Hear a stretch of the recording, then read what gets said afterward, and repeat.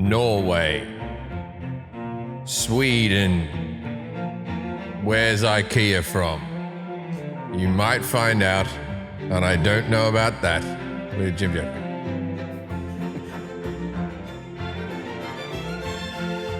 Where's it from? Pop quiz. Where's it from? Sweden, right? It is Sweden, yeah. But I find when you go over there and you do gigs, they're always like this. They're always like, oh, you like the Swedish women? Oh, yeah, they're very pretty, very pretty.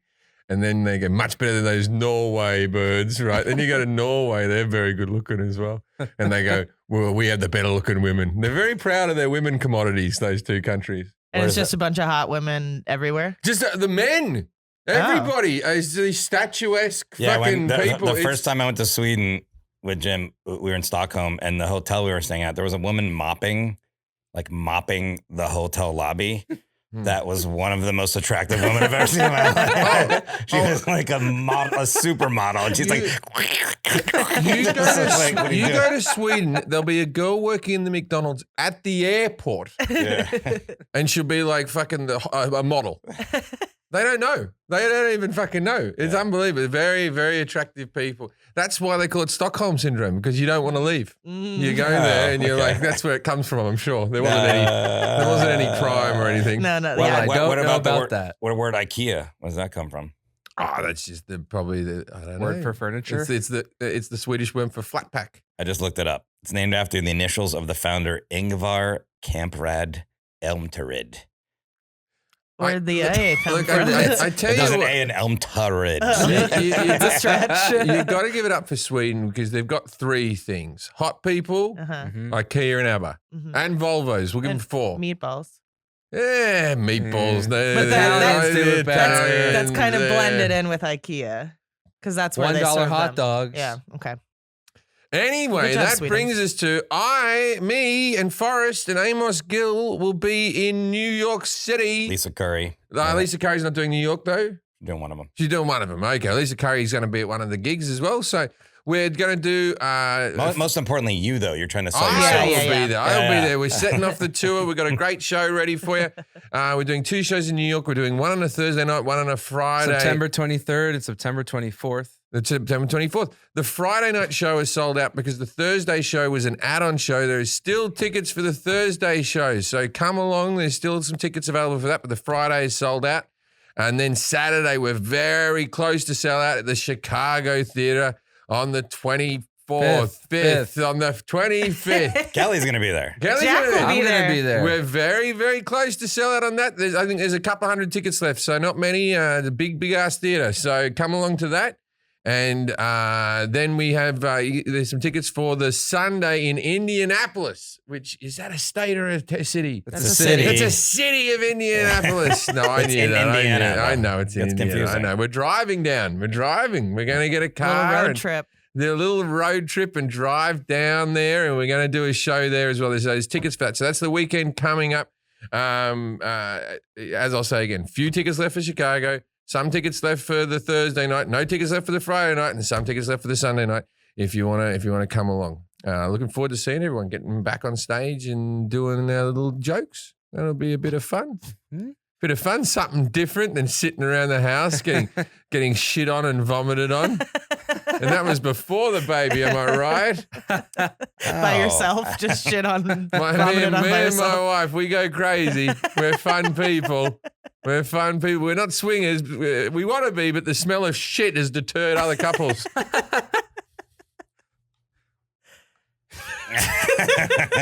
I wasn't going anywhere else with that. Okay. You thought that sentence? I was you waiting thought that for Jack to sentence would keep transition. going? Oh, wait, I'm going to mention one thing real quick. I did mention it before. I did my show in San Diego at the American Comedy Club, and people came out from the podcast. So thanks for coming out. And there was a guy named Eric that gave me a sticker, and it says, Eric Rides for Hope. And he has a charity where he's riding from Miami to San Diego, and the money goes to earthquake victims in Haiti, and he speaks along the way. That's so cool. ericridesforhope.com. There you go. Go there and give him some money for his ride. He's riding a bike, not like a train or a car. Yeah, he's riding a bike from Miami to San Diego. I tell you what, though, that drive from San Diego to LA, I should bloody get a sponsor. The traffic's always terrible, isn't it? Yeah. You're sitting in your car forever. I'm going to sponsor my next trip doing that little trip. It's 100 miles, but it takes 6 hours. Why? There's a train, though. I was looking into a train. I know there's a train, but I've never been on a train in America. I just don't trust them. I feel like I you wanna haven't do one built of one those- for 200 years. I want to do one of those cross country ones with the viewing. You think you do? cars And, stuff. the viewing one, yeah. Yeah. I took a train from Philadelphia to Miami one time, and it was the worst experience of my life. Oh, It's like- God. Yeah, if you don't get a sleeper car too, you're fucked. You're just like sitting in a chair. And there's No, I some want to guy. do the fancy viewing cars. Viewing cars. All right, Jack, what do you they got for need us? bullet trains in America. They've been promising one from LA to Vegas for the longest time. Mhm. And they're like, who will pay for it? Who will pay for it? The smart person will fucking pay for it. It'll do tourism for both places. If you get out to Vegas in 1 hour on a fucking bullet train, we would all be there all the fucking time. Mhm. All right, 100%. Vegas, If there was you a train, pay for yeah. it, you idiots. I would take that train every time. Yeah. Yeah. That would be the way to go. Yeah. Even if it was a 2-hour train and you got the It'd 1 be 2 hour hours. flight. You'd make no stops. Make no Yeah. stops, and you Yep. end up right in the middle, and you fucking that would be the way to go. And they can make a train that would get you there in 2 hours, no fucking problem. Anyway, well, a few problems there. You have to get workers out in the desert. There'd probably be some human right issues as they were all fucking dying A in lot of Death dead people, Valley. yeah. In Death Valley, laying down steel tracks. But hey, people won't work. Stop won't work. whinging. Make bullet train out to Vegas. Jack, what do you got for us? Got a new segment today called Jack of the Trades. Yeah. What? I'm going to read you some headlines from the week and get your Whoa. reactions You for know it. what I like? He still calls newspapers the trade. Yeah. Because I'm confused. Wasn't there a segment called Jack of No Trades? And we have not done it. Oh, we talked about it. Okay. So this is Jack of the Trades. Jack of the Trades. And So I then- have some headlines pulled, and they're hopefully will spark some All right, discussion. before you read each headline, can Okay. you give me like a newspaper kid voice, like a extra, read all about it. You're not gonna believe that, da, da, da, da, and then read the headline. Absolutely. Or you go hot off the press. Do it. Give me a bit of that. Give me some newspaper guy. Extra, read all about it. Just hiding from the presses. Fuck me. You're good under pressure, Jack. That was perfect. extra. Wait. Big Extra. news. Big news out of McDonald's court. You guys know the mascot Grimace? Yeah. Yeah, I know Grimace. It's finally been announced what he is. a butt plug. He's a big purple butt plug. That's correct. No, he's a taste bud. Get Oh, the yeah. fuck He's out a of big here. taste bud. But my taste buds aren't purple. They're not shaped like that either. Yeah, but Yeah. also that's just rewriting history. What he was a shitty fucking designer's drawing back in the fucking 50s when all you had was Mickey Mouse or whatever, and they went, just give this purple blob. It'll be fucking something. No one went, and this one's a taste bud. And somehow Grimace caught on because he was there way past Mayor McCheese. That cunt was fucking gone. In That's the fair. end, and in the end, all they were hanging on to was the burglar and Grimace. Yeah. And then they tried to bring in that Birdie or whatever. Birdie. Oh, They I don't remember that. Yeah, it was a failed attempt. She looks Kelly. like a duck. I'm not even sure what the point is. They brought in a bird. Did you guys have the cookies where you had the Grimace cookie in the thing, the little box of Not cookies? that I remember. Oh, we used to get boxes of cookies at McDonald's for dessert because it wasn't enough. You know, you get the little Yeah. box. I think they're like animal cracker type cookies. And you would get like Grimace and the Hamburglar and Mayor McCheese and all this stuff. And then they tried to bring the bird in. Not fucking happening. Also, there's a pirate, Captain Crook. Yeah, or but I'm something? looking at up close of taste buds right now, like Also, a microscopic photo, and it doesn't look anything If like they're Grimace. gonna This is the have official him, statement. if they're gonna have him be a taste bud, why would his name be something that suggests Grimace? that he's tasting something disgusting? McDonald's has said in the past that Grimace is the essence of a milkshake. Wait, what? If don't you're know. lactose intolerant, is the essence after a milkshake. This Grimace. That's the Grimace. I just thought he was like a moldy chicken nugget. Or You know something. how okay, so my dad, a carpenter, worked on a lot of construction sites and that type of stuff. And when I was a kid, my dad worked with a bloke who I think he used to get in the Grimace outfit for a couple of store openings, right? You know, like he's just a bloke who dressed in the mascot outfit. But when I was a kid, my dad said that he knew Grimace. And I remember I must not have many brags as a kid.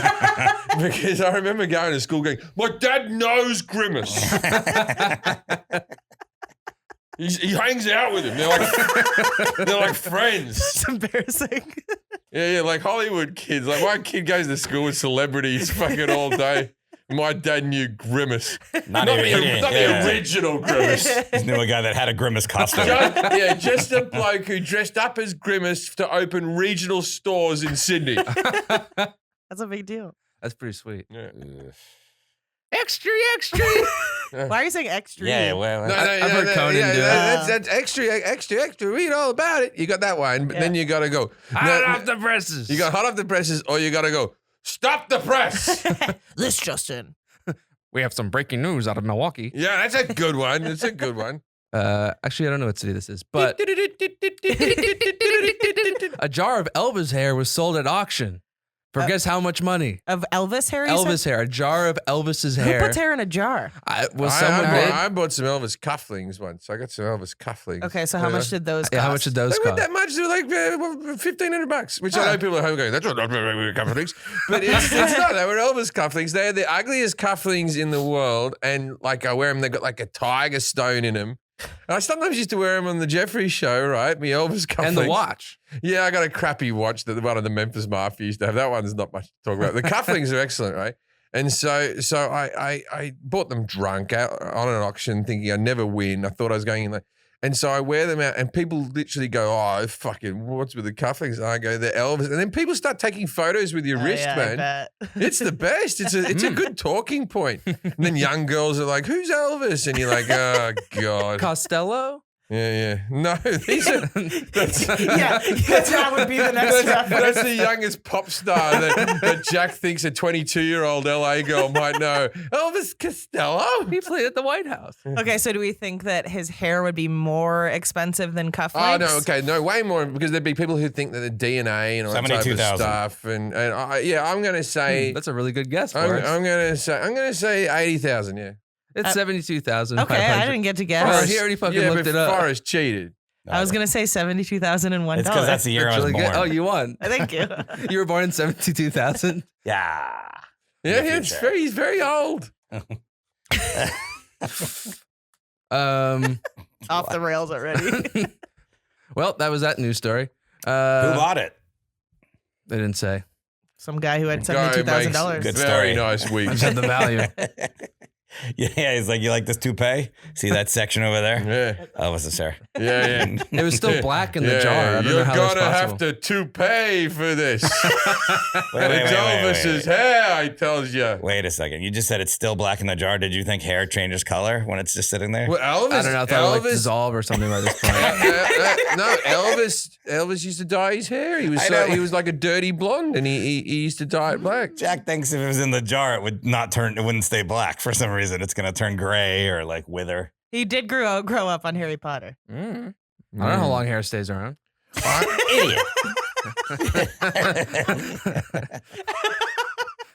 Put some in a jar and see Just it experiment. dissolves I'll find out. Yeah, exactly. Yeah, 50 years Didn't from your now. mum keep any of your hair from when you were a baby? My mum had a little tuft of my hair in like a photo Yeah, I have it album. in a book. I have Nothing like a I'm baby aware book. of. And it's Your still- mom definitely has your Yeah, hair. mine Yeah. mine I now think my looks like an teeth. 80-year-old who died and fucking Indiana Jones. Oh, I got to say this quickly. My brother's done something that's ruined my childhood. He's got a theory. He told it to me, and it's upset me fucking immensely. What? I think he's right. Okay. If you watch Indiana Jones, Raiders of the Lost Ark, Indiana Jones is not only inconsequential to the finding of the Ark, or what he's not helpful to the movie in any way. In fact, Indiana Jones is a fucking hindrance through the story and is not a hero in any way. So they're looking for the Ark, right? That medallion's with Marion. The Nazis don't have the fucking medallion. They're digging in the wrong place, right? He comes along, finds them the right place. Then they get the Ark. Then he chases after it a bit on horseback. Then they open it up, which they were going to do anyway, and they all melt to fuck. Even if he wasn't there, they probably would have never found the Ark if Indiana Jones didn't interject. Well, no. He found it. He was just a nuisance with a whip. He found it, though. He found it, but like the idea was not to give it to the Nazis. That's why we're saying he's a hindrance. Yeah, but his whole thing, too, was like, he's looking for stuff, but he wants to make sure. Put it in a museum. Yeah. I mean, Yeah, but he wasn't a help. He wasn't helping anybody. He's just in the way. I love that movie. But like, he's not a hero. It's like if Superman was just going around smashing bridges and going, oh, and then protecting the cars from falling off. Like, you smashed the bridge, man. You're the reason the cars are You were falling. already fucking there. Yeah. Like, don't stop acting like you're a hero. You're just mending what you fucking already broke, you cunt. All right. Hey, stop the presses. We got something coming in right now. I hope it's not that masked magical that Spider-Man. He gives me a hell of a time.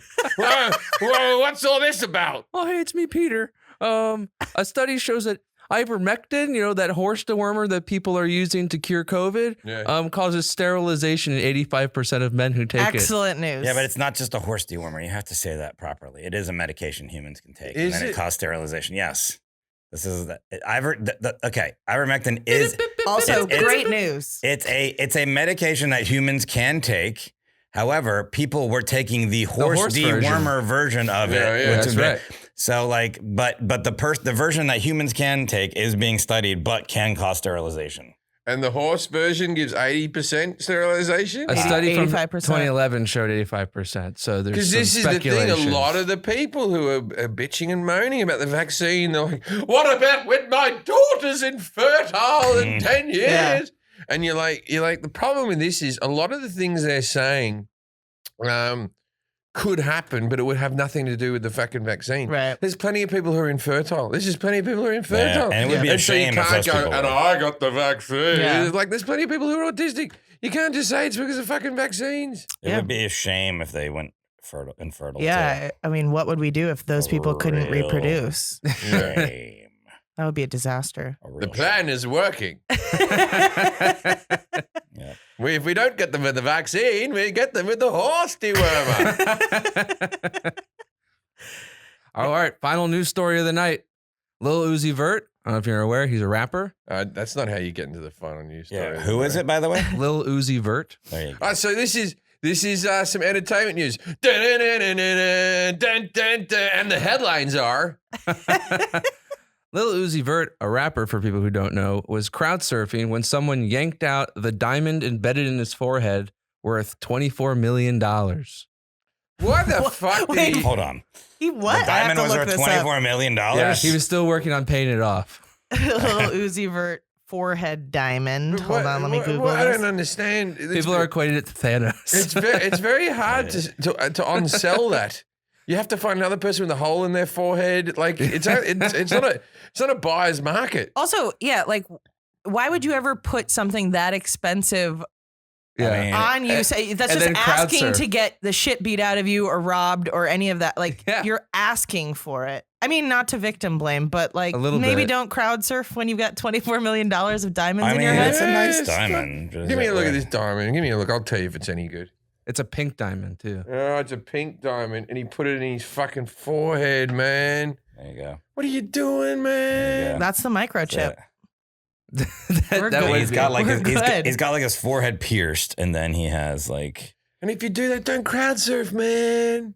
have really strong security I like that he guards. was still paying it off. But, So the resale value on that, you think it'll sell for more than $24 No, I think million? it'll sell for less. Yeah, I don't want a diamond that's been in somebody's skin. Yeah, but also what do you it's think's like been on their finger? It's the same shit. No, but on your finger versus implanted into your implanted skin. No, Yeah. it's not implanted. He has his forehead Oh. pierced, and it mounts the, on. Oh, the, it just the way screws they on. keep selling diamonds, new diamonds, just speaks to what cunts we are as a society. Diamonds literally last forever. They're the strongest material on earth, and women always want a new one. It's like we should just be fucking. Someone should die, and then you inherit a diamond, and you fucking move on. But everyone's like, if you buy a diamond ring from a pawn shop, someone got divorced with this ring. Yeah. I need a new diamond. Like, what the fuck? We should do an episode on diamonds because it really is just the marketing industry that turned diamonds they into. hold back how many they're Yeah, releasing. because there's tons of diamonds. And I reckon they made up this whole blood diamond thing. Now, I know there's blood diamonds, Yeah. but their whole idea that, you have to buy it from this company because we don't have any Right. blood diamonds. I bought my wife a diamond from fucking Canada. I had to sell it to her. My wife's a vegan. And I was there going, there's no bloody blood diamonds from Canada. They just have okie dokie diamonds. Can you imagine how many Inuits lost their homes for that fucking diamond? Sorry, diamonds. Plus, there's lots of things that are rare that aren't worth that much too. Just because it's rare, that's like the only value of it is it's rare. The Canadians didn't know they had diamonds till the mid-90s. I read up into the mid-90s. Oh, sorry, we didn't notice these. Someone was digging with Nirvana playing in the background. And they're like, oh my goodness, I can't believe. First of all, I got to get home and find out what happens with Ross and Rachel. And then I'm telling everybody. Canadian diamond doesn't have a good ring to it. Right. I think they're way up in the north. They can only mine them for like a month out of the year because of the snow and whatnot. So, but that's the thing is they were like, oh, diamonds are really rare. And they keep finding them now. So it's like. Australia's got them, man. They fucking. In Australia, you trip over them walking down the street. Oh, litter. All right, you guys. Well, that was the end of Jack of the Trades. That was good. I like Jack of the Trades. Yeah, I like that too. Let's read some ads. Who Wants to Be a Millionaire? It's a free news sting I found. All right, let's do I some like ads. that you did have different news stories, and then there was like an entertainment one. Very good, Jack. Very. Kelly good. wants to do All some right, ads. let's do some ads. Let's do some ads. Streaming has changed the game. We made one game. My original game was that thing where you get the wooden ball and the string and you make it get into the cup. That was my original game. And then streaming came along. That fucking changed that game for life. I haven't played it forever. Yeah. Now, instead of watching endless hours of television, we often spend hours looking for the right show to watch. Oh, it's put a strain on me marriage. Yeah, you're like, what do you want to watch? I don't care. What do you want to watch? Fuck me. The same thing goes for books. Don't even get me started on books. The arguments I've had. Instead of standing in front of your bookshelf waiting for a title to jump out at you, sign up to Scribd. You get instant access to millions of ebooks, audiobooks, magazines, and more, all with one monthly low subscription. Not sure how to read? Not sure what to read. No, I'm talking about myself, personal thing. Not sure how to read? You get classes in that before you get Scribd. If you're illiterate, Scribd is not for you. You've got bigger problems. Not sure what to read? Use the curated suggestions to find something you'll love. To be fair, if you can't read, Scribd is actually great for you because it'll read it to you. Oh, it's even better. I listen to audiobooks every time I go to acupuncture, so I've been using Scribd for the last few weeks, and on a car journey, I love an audiobook. Yeah. I'm a big fan of an audiobook going to bed. I get little bits here and there. My favorite audiobook is any of the Alan Partridge ones because he does the voice and it's as good as the TV show. That's my joy. Motivate your audience. Well, look, people, with Scribd, the world's most fascinating library is at your fingertips, all for just $9.99 a month. That's less than $10. Explore all your interests in any format with millions of ebooks, audiobooks, magazines, and more. You enjoy instant access to Scribd's entire library for less than the cost of a single book. It couldn't be simpler. No complicated credits or additional purchases. With Scribd, you can access the largest digital library in the world right now from your favorite device. Scribd provides automated suggestions that hand-curated picks to make choosing your next book easier than ever. Easily switch between titles, and genres and formats right from the app, and discover must-read new work from celebrated authors like Roxane Gay, Charles Yu, and more. Premiering. I don't know who those people are. No, it's not that. It's just, it's a thing about reading. Yeah. You're reading it. And if only we could have used Scribd to read this ad for us. Yeah, that's what we need. Somebody to do the audio version of your reading. I don't do good reading, but I bring the charm to the ads. Right now, Scribd is offering our listeners a free 60-day trial. Go to try.scribd.com/Jim for your free trial. That's try.c. Fuck. That's try.scribd.com/MIJ. Jim. JIM. Oh, no. And get 60 days off Scribd for free. Wait, say that again. What is it? My Jim? Scribd. You go /Jim. Yeah, /Jim. Try.com/Jim. Or it's try dot. You messed me up now too. try.scribd.com/Jim for 60 days of Scribd for free. All right. Okay. Scribd. The NFL is back in action. So is winning season at MyBookie with over $500,000. Not pesos, not yen, or just coins in an app. Not chocolate coins. Yeah. Why would it be pesos? He's looking at I'm just saying, now. it's 500,000. I'm not looking at the. You got me in trouble there. I didn't do anything. You tried to make me racist with your Luis, comment. make eye contact with him really quickly. Pesos. Somebody say pesos? Luis drives a wooden car. Yeah, and I can't make any jokes about the man. Fucking hell. With $500,000 in contest prize money, winning season makes the bigger games better and the victories even sweeter. It's Scribd. Head to mybookie.ag and choose from a variety of boosts, contests, and promotions up for grab, highlighted by the crown jewel of winning season, the famed MyBookie Super Contest. It only costs $10 to enter. We've all got $10, right? Pick 5 games against the spread each week. If you've only got $10, don't do this though. I want you to have at least $20 before you do this. If you only got $10, buy a meal or something like that, and then the other $10 you put on the MyBookie Super Crown Jewel contest. Pick 5 games against the spread each week. Each win earns you a point, and each point gets you closer to the grand prize. If you missed out on week 1, right? Don't sweat it because entries are still open, and all it takes is one solid week to get you back in the mix.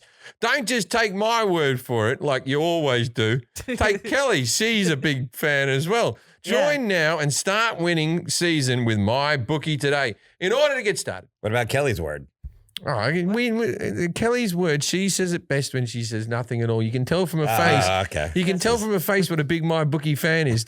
Yeah. Yeah, there you go. So much money. What about Jack's word? Yeah, you like money? You like winning money, Jack? I love winning money. Yeah, well, you need the money. I do. Well, you don't need the money. Jack's I pay only you got well. $20. You're doing fine, Jack. When I was your age, I was working as an assistant for a much meaner person than I never was. In order to get started, make your first deposit at mybookie.ag and use the promo code IDK to instantly receive double your deposit. That can't be right. It is. You go in there, you get double. Whoa. That's double your money, double your winnings with your first ever deposit using promo code IDK. Bet anything, anytime, anywhere with MyBookie. All right. Please welcome our guest today, Jarrod Kimber. G'day, Jarrod. How are you? Very good. Now Happy to be here. Now it's time to play. Yes, no. Yes, no. Yes, no. Yes, no. Judging a book by its cover. All right, Jarrod Kimber. What is he here to talk about, Jim? Jarrod has records behind him. He likes music. Yeah, It's so going to be music based. Nope. He's got headphones, boxes of headphones behind him, and headphones on him. Mm-hmm. Oh, He's a Double headphone whammy. enthusiast. Mm-hmm. Yep. Maybe Beats. I only heard you say 3 words. Are you Australian, Jarrod? Yeah. Yeah. Okay. What part are you from? Sydney? No. No. Oh, he's one of them. He's not in Australia right now, though. Yeah, but I said from. Well, you could ask him where he's in. No, that was not a yes no. Are you in America? No.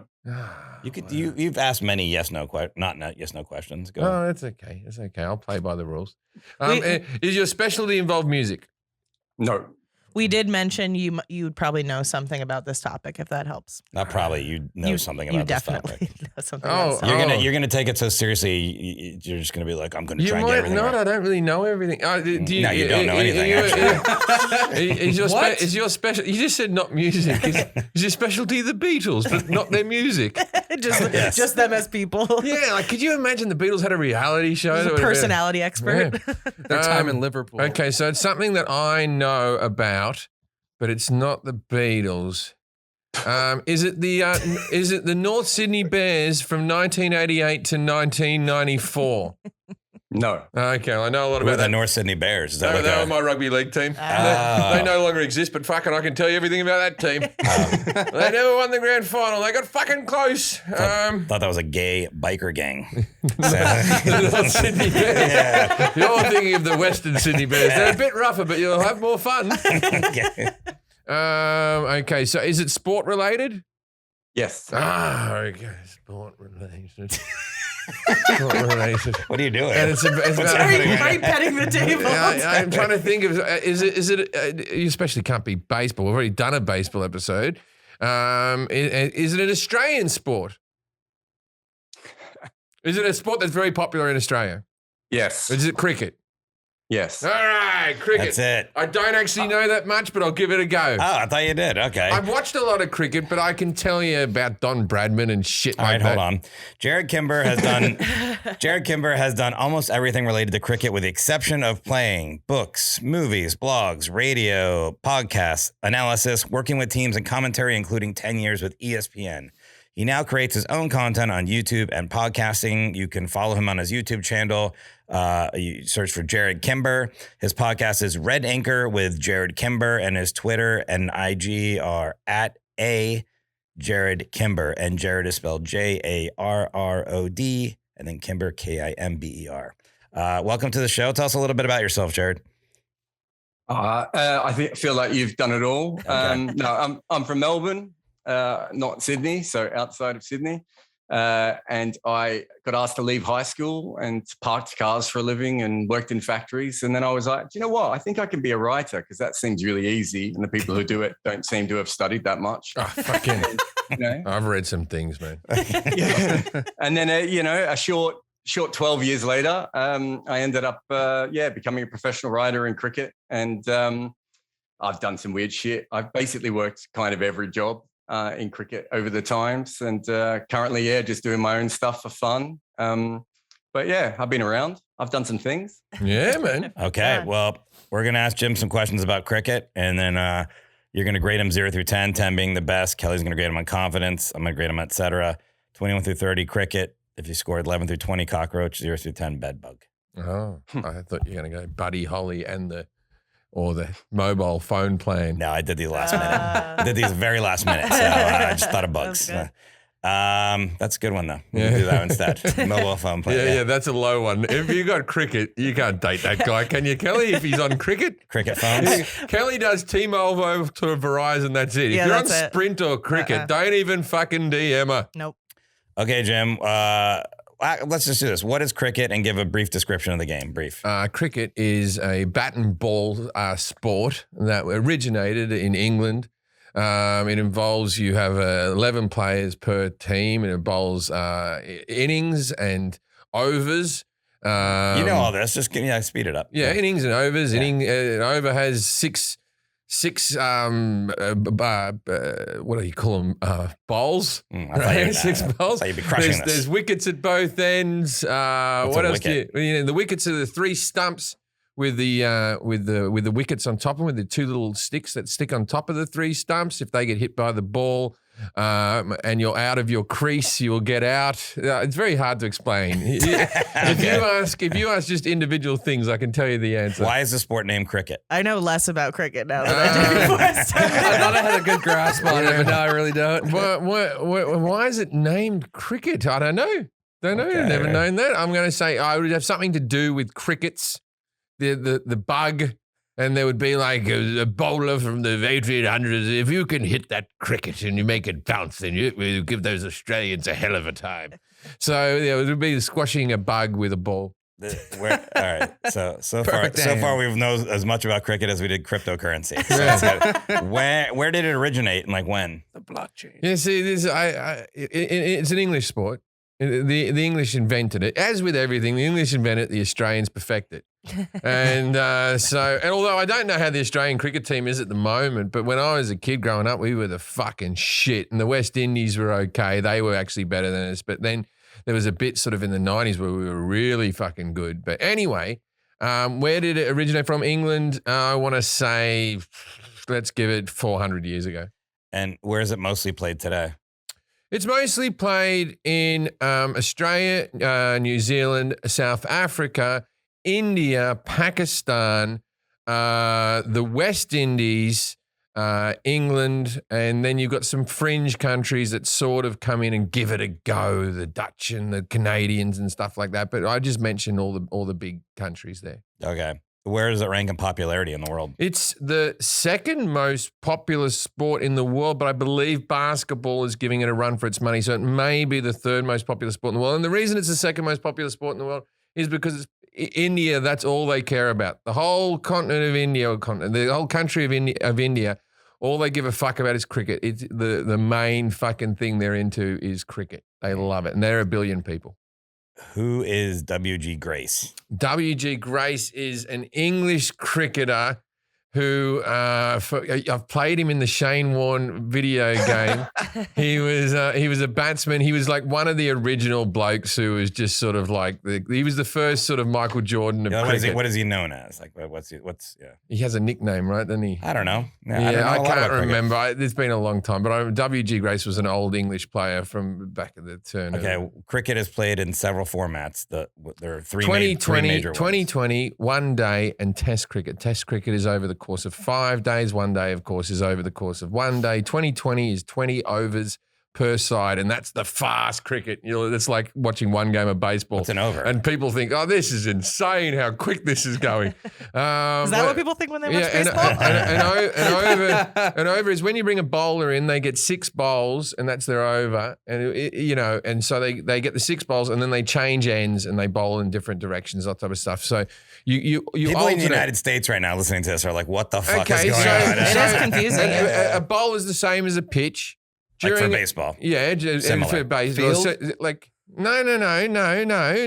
You're just bowling the ball 6 times. Like a pitcher. Oh. I was picturing soccer pitch. It's a pitcher, but they throw different. Okay. A pitcher is the motion of the ball leaving the hand and hurtling towards the batter. Okay. Is that made it? I spelt it out for you, America. Better, yeah. Thank you, sir. Yeah, 6 times you get to do that in and over, and then another bowler comes in. A bowler can't do 2 overs in succession, right? They can do every second one, and there's a certain limit to how many they can do in an actual game. Anyway, so carry on. What's next?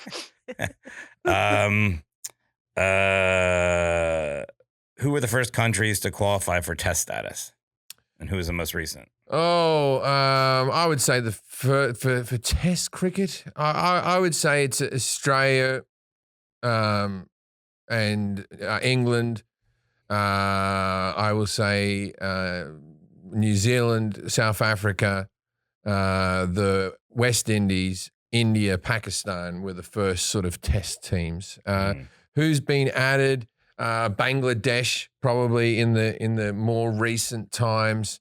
And then, as I said, I believe the Dutch are sort of trying to get involved a bit these days. Okay, I should have asked this first. There are 31 countries that play cricket on the international stage. How many have qualified for Test status then, of the 31? Oh, this is... Okay. The 10 of them are qualified for test status. What is the biggest event in cricket called? When was it founded? Well, see, this is a debate because there's a World Cup of cricket, which now is a 1-day tournament. But we all know, Jarrod, the biggest event is the Ashes. India, and that Pakistan. happens. Oh, sorry. Yeah, the Ashes come in. The Ashes are just between Australia and England. Do you want to know what the Ashes are? They're burnt. It's a trophy that's about 1.5 inches tall. And it holds ashes in it from when the English were cheating bastards and they kept on fucking throwing the ball at Don Bradman's head like a fucking cunt because it wasn't in the rules. And that's not cricket. That's a saying we have when something's not kosher, which is also another saying for something else, right? That's not cricket. So the Australians burnt the stumps and said, go fuck yourself. The stumps are the things that hold up the wicket. And now the ashes from that are inside a little tiny trophy called the Ashes. Yeah, you said a lot of words people don't know. That's a cool story. Yeah, but that's a cool story. Don Bradman, Ashes, wickets. Don Bradman. Do you want to know about him? No. Who is Lumpy Stevens? He was a mate of mine. He used to fuck around a lot. And warts are plenty on Lumpy. Don't know who Lumpy Stevens is. Never heard of a Lumpy Stevens. Oh, so I was going to ask you, how do you affect cricket today? But we'll get to that. Are there women's cricket leagues? Oh, of course, there's women's cricket leagues. Now, next question: are they any good? And do they deserve to be paid as much as the men? Oh, sure they do. Why not? How many World Cups has England won? Oh, the World Cup isn't that old. I'm going to say they've won 2. What did the world's fastest cricket pitch clock in, or would it be bowl? It'd be bowl, yeah. Do you want it in kilometers? Fastest cricket kilometers bowl or in miles? Miles per hour. Miles per hour, because we deal with kilometers. It's only like 120 something kilometers. I believe it's very close to that. Like 70 or no. It's very close to that of a baseball. I reckon you'd be looking at 96 miles per hour. Okay. What is a century? A century is when you score 100 runs, and that's like a desirable thing to do. Half century, obviously, 50 runs. A double century, 200 Like a team runs. scores 100 runs? No, an individual batter scores 100 runs. Okay. And Don Bradman, who is statistically the greatest athlete that ever lived. If you put him up against Michael Jordan would have to score another 20 games per game to even, in comparison to how good he is to the other players, you know? Yep. And Don Bradman, he would have ended his, so a good career average is like 45. Like if you average 45 runs, he was going to. A game? Yeah, a game. An inning. He was going to average 100 runs per inning. And then on his last fucking at bat, all he had to do was score 1 run to average 100. And the cunt got out for a duck, which a duck is when you score 0 because it's a duck egg, like a goose, 0.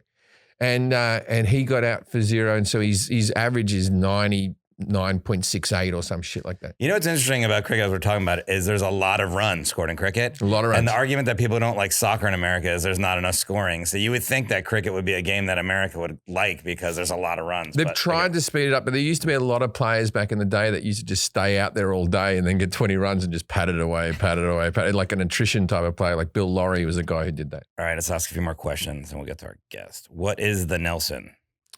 The Nelson. Yeah. It would be some statistic. I don't know. What score is considered unlucky by Australian players and fans? 0 is an unlucky score. Yeah. How long was the longest cricket match? Okay, so this is the thing. So Test cricket now is over 5 days, and there's still like a 20-something% chance that it can end in a draw. That's why it spins Americans out. And I love Test cricket because you watch each day sort of shifts and moves, and it's like games within games. It's more like watching a series of baseball, like where you watch it over the few days rather than. But before that, in the old days, before people had things to do, the game just was played until it was fucking over, right? They limited it down to 5 days because this is getting a bit crazy. So there would have been a game that lasted, I'm going to say 9 days. And what about American history of cricket? Has it been played here? I used to get so grumpy. I love baseball. I like cricket too. And I remember when I first got here and I watched the Ken Burns baseball documentary. I love that documentary. I get drunk and watch it at Christmas every year. And but the problem is they start the documentary like this. Baseball. It's played in the parks. It's played in the da-da-da, played in the thing. And they go, baseball is the only sport where the defensive team is holding the ball, right? Which sounds like an amazing statistic. No, cricket as well. They go on 5 minutes later to say that baseball comes from cricket and people who used to play cricket, it's all derived from cricket and then rounders and all that type of stuff. Yet they make this out, the first fucking couple of sentences, they make this outlandish fucking statement that's just not fucking true because cricket, the defensive team, is holding the ball as well. So I don't know, what question was I answering there? I felt like an out-of-body experience. We asked you about the American history of cricket. Oh, okay. So, well, lumpy. Baseball comes from cricket originally, and then, of course, you always have some cunts that play it at a park and try some hipsters or something like that. Some hipsters being annoying would be the history of... Okay. Jarrod, thanks for waiting there. How did Jim do on his knowledge of cricket? 0 to 10. 10's the best. Oh, shit. He was going all right. Most of it was good, but sometimes he just completely fucked up. Like he kept saying bowls instead of balls. Like he would have learnt that when he was fucking 5 years old. I don't know how he got that one wrong. Wow. You're bowling. What did I say? Yeah, but you don't call it bowls. You don't say, I've got 5 bowls in the over. You say 5 balls, yeah? Oh, I don't remember, mate. But that's my point. I haven't lived in the country for 24 fucking years. I go back and do some shows. I like Australian telly. What do you get? Stop getting into me. What's his number? So he slipped up a couple of times. I'll probably give him 7. About 7. All right. Good score. Confidence, Kelly. I know. Yeah, I thought he was going to be super confident coming which is in. more runs than I've ever scored in cricket. I was as bad a cricket player as you could. It's a terrifying sport. Yeah. Like, when you think, you're playing baseball and someone's pitching, and I might get a hit. Australia, in cricket, there's a good chance you'll get hit. Like you want to put your legs in front of the stumps to try to protect them and stuff like this, and the ball's got to bounce. It could bounce up at your fucking head. It's terrifying sport. Anyway, you were saying something, Kelly, that was involved with the show. Yes, I would give you a 5 on confidence. Yeah, total of 12, -6 for your cricket cell phone. What you did was you answered me a lot of questions I didn't know. If you answered me stuff I did know. Well, you mean like asked? Who's Merv Hughes? I'll tell you who Merv Hughes is. I can do that all day, but I don't. Okay. Well, we'll throw Merv Hughes in another episode. Merv came to one of my gigs once and came backstage. It was fucking exciting. Jarrod. He's just a bloke with a big tash. Jarrod Kimber. Basically, that's who Merv uses. Honey, I'm home. Guys, I'm talking about honey again. We've been buying lots of new baby stuff around the house, different things, swings, heavy machinery. We've bought all this stuff. And manually searching for coupon codes is a thing of the past. Honey is a free browser extension that searches the internet for promo codes and applies the best one it finds to your cart. Honey supports over 30,000 stores online. I didn't know there was 30,000 stores in the world. They range from sites that have tech and gaming products to popular fashion brands and even food delivery. Such companies as Bringy Foodie and Food Come My Way. I got some wood the other day. You got some wood? I got some wood online that's been delivered, and then Honey took money off it. For wood? Yeah. You wouldn't think they do wood.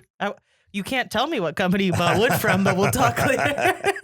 I'm getting wood delivered to my house. I need wood. For all of his wood needs. Forrest got wood. Yeah. Imagine you're shopping at one of your favorite sites, whether it be baby stuff or your life's so bad you're buying wood. I'm imagining. When you check out, the Honey button drops down and all you have to do is click apply coupons. Wait a few seconds. As Honey searches for coupons it can find for that site. If Honey finds a working coupon, you will watch the prices drop. That's wood. You get more wood. Mm-hmm. You get 20% off your wood. I just got 25% off a pair of new boots. Oh. Were they wood? Yeah, they're made out of wood. Clogs. Yeah. They're called clogs. I actually took the wood from Luis's car and made my own done boots. That. Yeah. Cheaper. He made shoes out of his car. Yeah. Well, he said his car keeps breaking down on the highway, so he doesn't need the wood paneling. I don't know why you drive a wooden car in California. We have so many fires. Yeah. I've told my wife, man, if she's got to purchase anything in the internet, you've got to use the Honey code, saving us money. And she's doing it now. Maybe a little. Oh, there was a bit of tension early on. I was like, how'd you get this? Did you use the Honey code? Oh, for fuck's sake. And but now she's buying stuff and you're then like. I start smashing things around the house. I go, we have to replace those. Make sure you use Honey. Honey has found it's over 17 million members. Over $2 billion in savings. That can't be right. That's a ton of wood. That's a lot of wood, man. If you don't already have Honey, you could straight up be missing out on free savings. It's literally free to install in a few seconds. And by getting it, you'll be doing yourself a solid and supporting this podcast. Get Honey for free at joinhoney.com/IDK. Put the IDK in there. Support the podcast. That's joinhoney.com/IDK. And ladies and gentlemen, Tushy, they sell themselves. I don't know why they bother coming on this podcast. They do fine work. It's a bidet. It's a bidet. It washes your front. It washes your back. It washes your sack. It does everything. Tushy, the modern bidet company, washes away even the messiest of poops. And I've had some doozies. I've had some ones where you think they're going to have to get the people who cleaned out the Mexican Gulf here. You know what I mean? I'm going to need the same shampoo. The Gulf of Mexico. Yeah, okay. I'm dyslexic. Gulf, it's shorter. I thought that was a pet name for Luis's asshole. No. The Mexican Gulf. The Mexican Gulf. It's actually the same size as a hole in golf. Okay. But anyway, I've cleaned up some stuff that Greenpeace should have been involved in, right? And I don't need that anymore. Tushy's come along. If you got poop on any other part of your human body, would you just wipe it off with a bit of paper? No. If poop was on your So forehead, gross. just go, get me a bit of paper. I'll wipe it off. I feel like we're all done here. No, you wouldn't wash it. You get some water involved. Yeah, You absolutely. get some water involved, maybe a drying system. I don't know, but you'd probably you spit it, so you rub it off. Yeah. Right? And that's what Tushy does. The modern bidet that attaches directly to your toilet. I tell you what, my wife, she's been through an ordeal. She gave birth.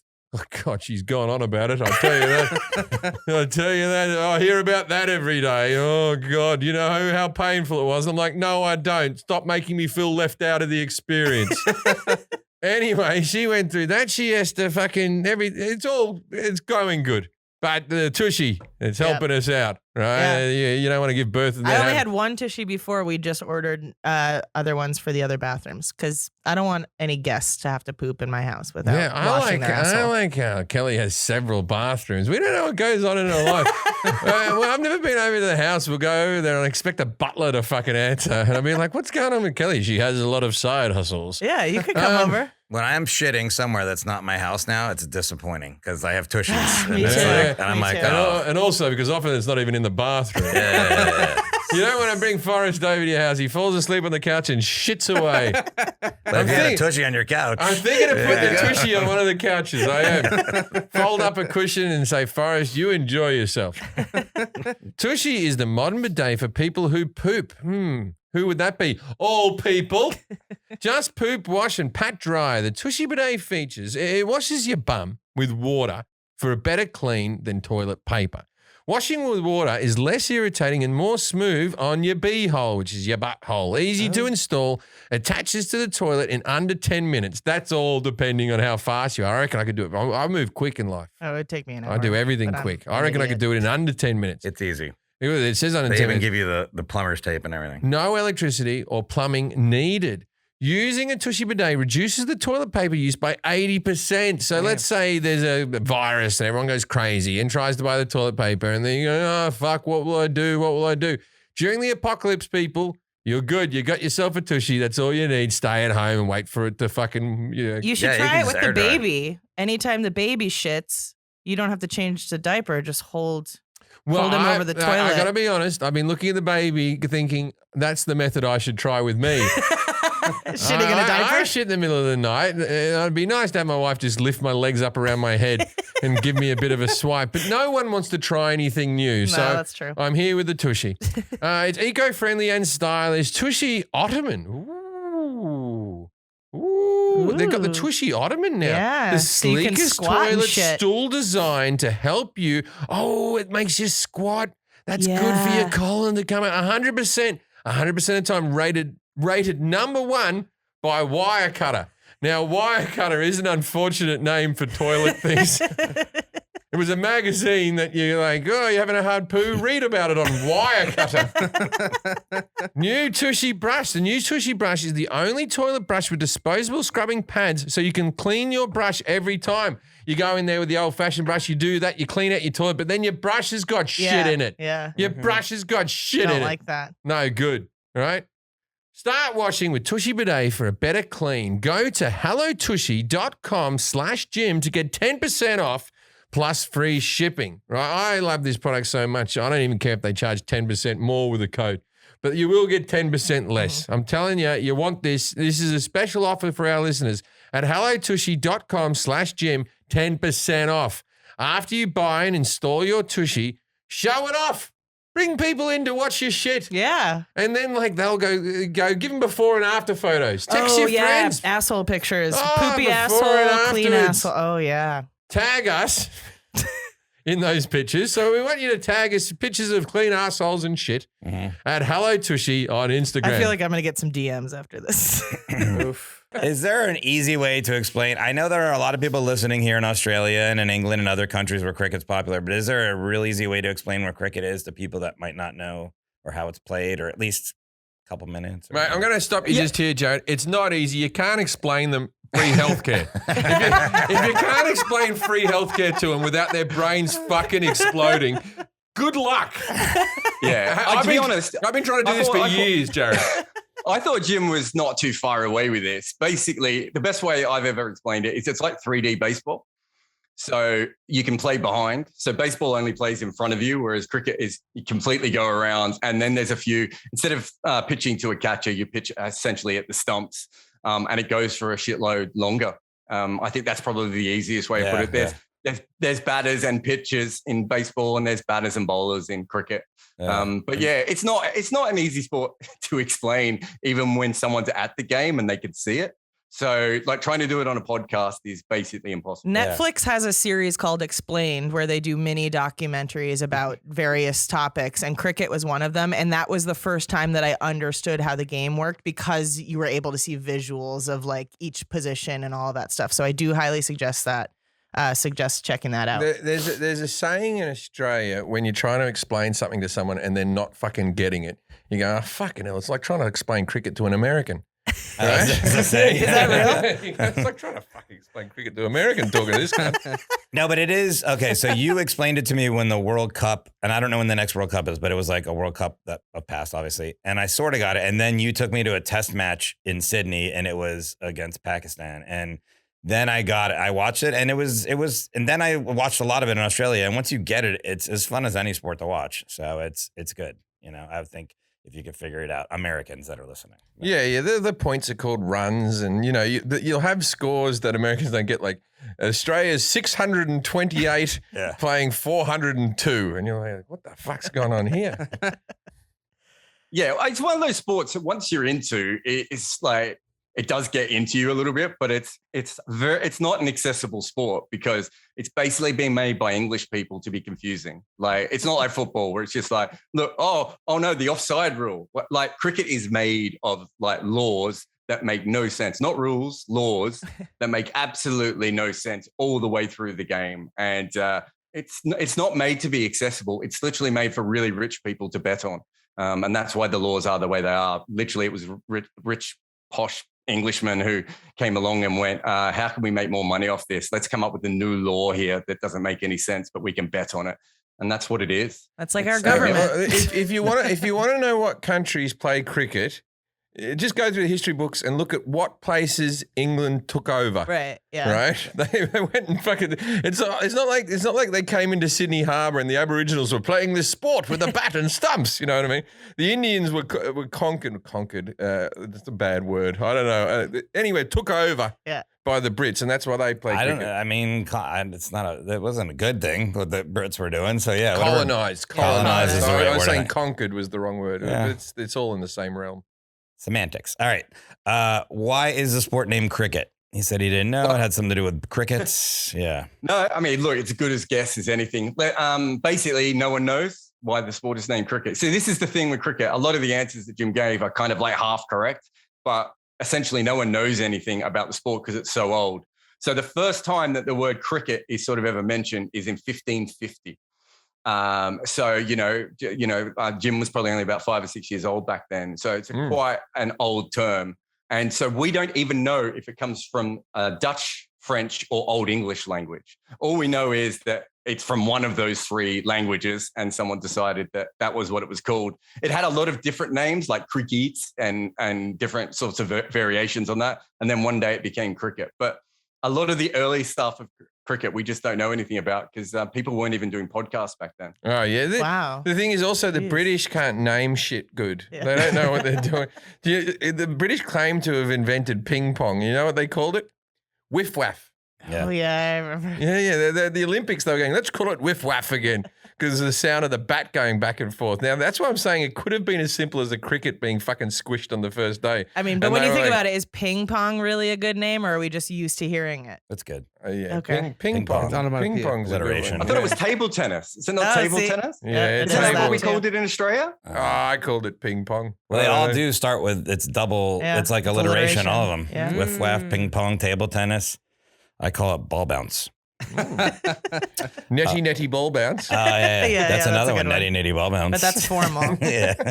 And it was originated in England, Jim said, and then Australians perfected it. Correct. Yeah, that's actually true. I mean, I don't know if me and Jim are allowed to say that, but it's kind of what happened. Basically, what happened was England colonized all these different countries, and all these different countries could never basically get under the thumb of, get out from the thumb of England. And so they decided to do it through cricket. And so if you look at the early Australian cricket teams, it was like a bunch of like former convicts from Scotland and Ireland basically going, wait a minute, we can hurl a ball at like posh English people that like used to make us slaves or sent us out to, various parts of the world. And almost every country has had that bit of time where they're just like, wait a minute, like the West Indies he was talking about before. So that's the Caribbean. They're not one nation. They're a bunch of different nations, a bunch of different islands in the Caribbean and Guyana. And they eventually got very fast bowlers. And they were like, we can just ping the ball at all these people that ruined our countries. This is an absolutely magnificent sport. So essentially England manufactured this sport that was really about cucumber sandwiches and drinking tea. There is literally a break in cricket for tea. 20 minutes. Yeah. Because, you can't drink tea in less than 20 minutes. I don't even drink tea, to be honest. So I don't really understand the whole thing. I don't understand why you would want to drink tea in a summer sport as a general rule. Well, they but stop for lunch and they all eat together and stuff. Yeah, that's lovely. nice. Yeah, We all agree with lunch. Who doesn't want to stop for lunch? Lunch is a good thing. I never thought about that, what you're saying, though. That does make sense. All these countries like India, Bangladesh, you said, and they're like, oh, yeah, now we get to throw balls at like these. Yeah. And it's still to this day, I would argue that from impoverished countries, it's still impoverished people play cricket in India and Pakistan, whatever. And then it's still pretty much rich kids who support it in England.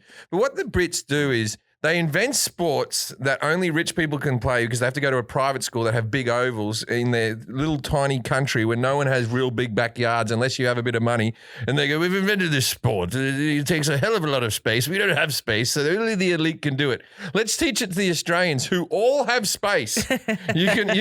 Most Australians play a version of cricket called backyard cricket. Now, backyard baseball sucks because you don't want to hit it over the fence, all that sort of stuff. But backyard cricket's good because everyone can have a go. You can use a garbage bin as the stumps. You use a tennis ball. You get a cricket bat, and everyone has their own rules for backyard cricket. You hit the fence is 4 runs, over the fence is out and 6 runs. You can catch it one hand, one bounce was a rule that we used to have in my backyard. So if you caught it with one hand after it bounced, that was still an out. It was fun. It's like Monopoly. You get free park and you get the money in the middle. It's not in the instruction books, but everyone has their own thing going on. Yeah, it's like beer pong. There's always house rules. Yeah. Loads of house rules in backyard cricket. Not an Andy ball.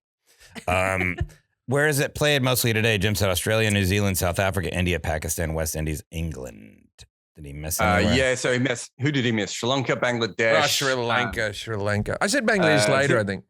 Yeah, Zimbabwe. Did you mention Zimbabwe? Are they in there? Yeah, they play. Yeah, okay. Yeah. But there's 106 teams that are registered to play international cricket. So about half of what you have in football. And that's partly because cricket went out of its way to not. Basically, cricket's run like a private members club. It was run like England, I suppose is the best way of putting it. And so like a lot of countries wanted to play cricket and England went out of their way to not allow them to play. And then Australia got involved and they were like, well, we don't want anyone else to play. But cricket is basically played in most parts of the world, but it's only popular probably now in about 15, 16 countries. So places like Papua New Guinea, it's quite popular there. It's massively popular in Nepal, Namibia. So random sorts of parts of the world. But one way or another, it's been played everywhere. It's just not popular everywhere. I'm a big baseball guy, right? I like baseball, but I will argue cricket is a far more, from the managerial point of view and the captain having to do it, it's a far more tactical game than that of baseball. Baseball's a hit into the gap and whatever, but like you'll have different fielders for every different batter and there'll be like scattered. It's real tactical type of game, and it's a game of attrition. So, because a foul ball in baseball, it could be caught, but there's a gate or a fence behind you. In cricket, if what would be considered a foul ball in baseball can be caught in and out. Like there's fielders behind the batter. And they're called the slips, and you can have like 5 people there. Australia once played in a game where they had 9 of them there. So any mistake can be caught. Whereas in baseball, if it goes past the catcher, you're safe. And also, there's no gloves except for the wicket keeper who has a glove on each hand. He sort of slaps it together type of thing. But there's no gloves. And so I understand that in baseball, because you're really throwing from third to first, you need gloves in the infield. Mm-hmm. I suggest that they get rid of gloves in the outfield. We're going to have some fucking fun games then, man. Because every time they go, here's a classic baseball catch, I'm still like, Google some cricket catches. If you want to see some fucking stellar fucking catches, some bare hand guy diving miles and catching it in bare hand is way more impressive than it's just snow coning in the top of a glove. Yeah, but it's harder. Baseball gets hit harder because the cricket, the ball gets pitched or bowled, but it hits the ground, so it slows a little, and then the bat.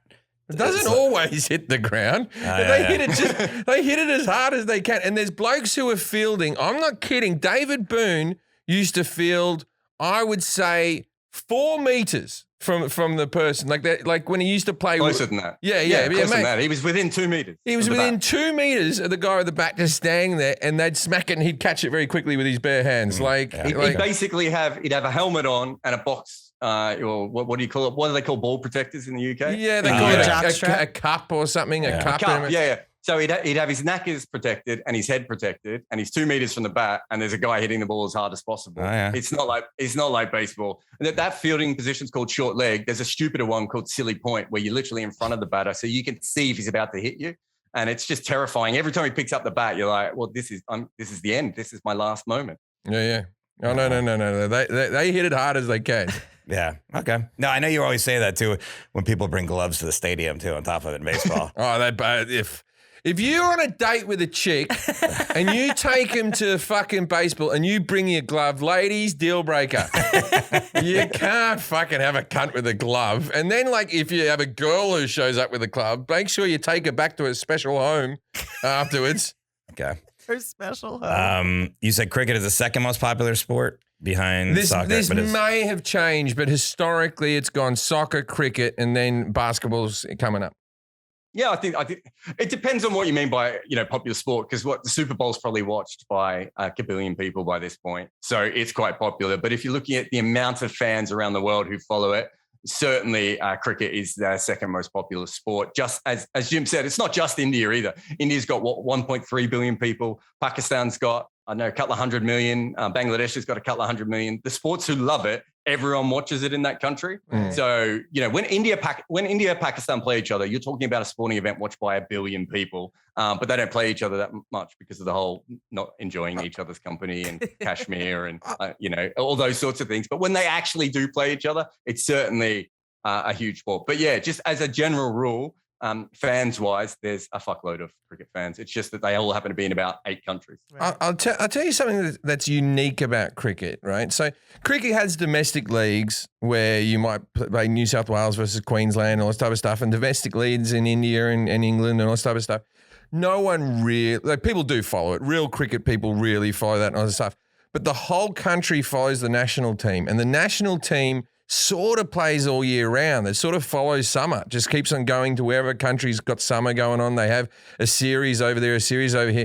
So it is a very communal thing, cricket, that the whole country is talking about the Australian team constantly. And it's not like when you talk about the American team in the Olympics, the American team in the World Cup. The Australian cricket team's always doing something. And to get into the Australian team, it's because there's the domestic leagues and all that type of stuff.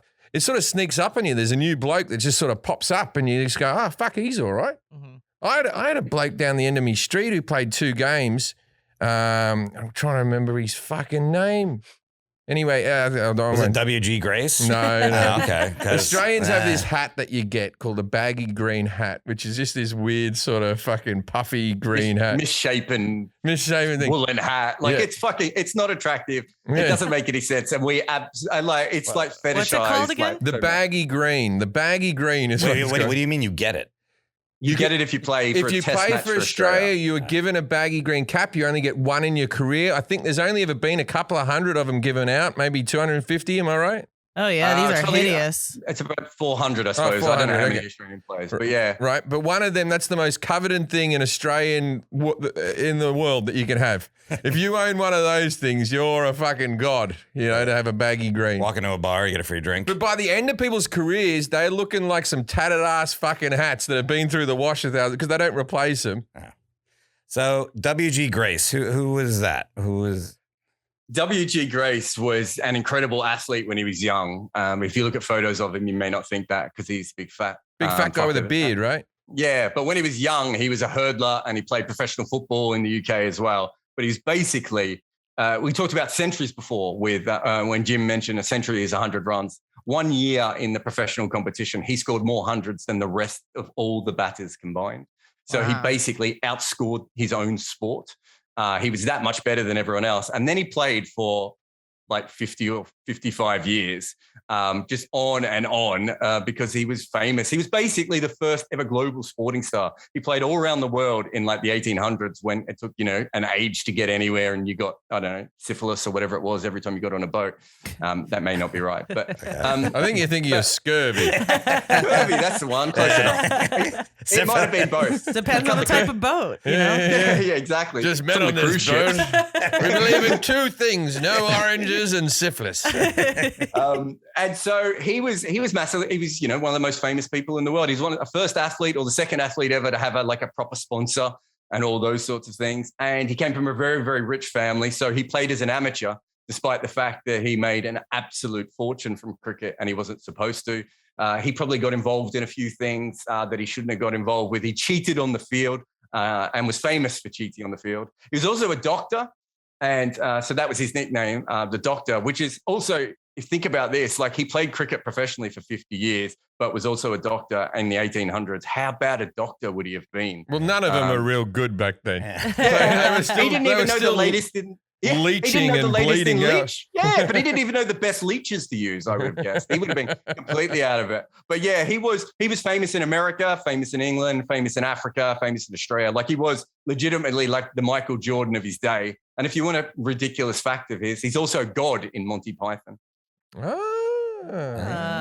Yeah, it said he saved the life of another cricketer after he cut his throat on the jagged edges of the railing. He held the split throat together for almost half an hour to cease the bleeding. While still scoring 50 runs. I mean, is that a doctor? I think that's what any of us would have done. Like, let's hold the throat together. No, back then the common method was to hold it more open to give it air. Okay. It needs to breathe. See air. Okay, Jim said the three major forms are 2020, one day, and test cricket. That's all right. And then the 31 countries that play cricket on an international stage, you said 10 qualify for test status. Yeah. That's 12. He missed the, as he said, he hasn't been following that closely. Yeah, so Zimbabwe and Bangladesh and Zimbabwe. Yeah. Oh, you missed them. Yeah, Afghanistan and Ireland are the two most recent ones. Although with Afghanistan, they may be getting kicked out any moment now because their women's team is no longer allowed to play. I don't know if guys have been following the news, but there's some things going on in Afghanistan recently. So that's what's going on? That's the biggest problem Afghanistan's having. They've lost cricket status, you say? Yeah. Well, this is the weird thing about Afghanistan, though. They've never been good at any sport ever. And all these guys got great in cricket by being in refugee camps while one of the previous wars was going on. They come back to Afghanistan, and in one generation, they basically go from not playing the sport to making test cricket. And it's one of the great stories that's ever happened to professional sport. And everyone is so excited for them. And the Taliban at one stage were pro cricket because of the white clothing and the modesty involved in cricket. They were actually like, maybe cricket's good. I mean, they also tried to bomb some people who played cricket as well. So the Taliban's not always, completely on the same page as each other. But now, obviously, the women's cricket is so big. And they're just not as big on the women, the Taliban. I don't know if you guys have been following it. I've just written a joke. You ready? They're literally getting rid of everyone's statistics. They're having a Taliban.